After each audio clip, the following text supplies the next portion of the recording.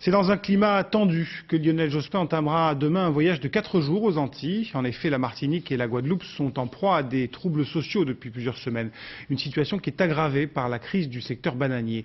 Hier encore, plusieurs centaines de planteurs ont manifesté leur colère à Basse-Terre, la Guadeloupe, où une opération île morte a même été prévue à l'occasion de la visite du Premier ministre. Reportage sur l'ambiance qui règne là-bas, Michel Lemerle et Victor Ariche. Voilà, vous avez la chambre 41.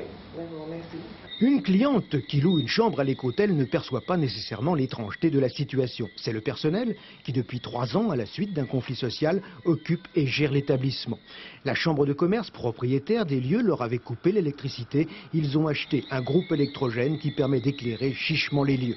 Mais l'établissement n'accueille pas que des clients, il sert aussi de base logistique à l'UGTG. C'est ici que les syndicats ont préparé la mobilisation pour la venue de Lionel Jospin et décidé de l'opération île morte vendredi et samedi.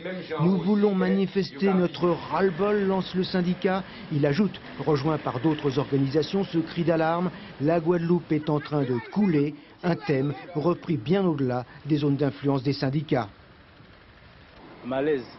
C'est clair, nous on voit que la Guadeloupe, c'est la faillite. Hein. Pratiquement total. Pratiquement total même. Pratiquement total.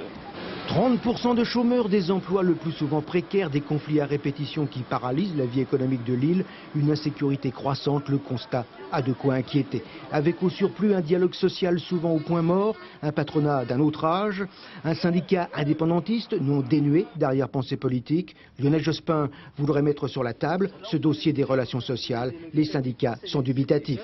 Depuis 50 ans, les différents gouvernements, avec les émissaires qu'ils envoient ici, Premier ministre, ministre des Dômes, etc., ministre des colonies, eh bien, ça n'a jamais changé, quoi que ce soit. Qui Jospin, qui Juppé, qui Balladur, même bête, même poêle. Ce qu'attendent avant tout de ce voyage les Antillais, ce sont des mesures concrètes sur l'emploi, l'insertion des jeunes. Et s'ils étaient déçus dans ce domaine, cette fois, la situation sociale risquerait de très gravement se détériorer.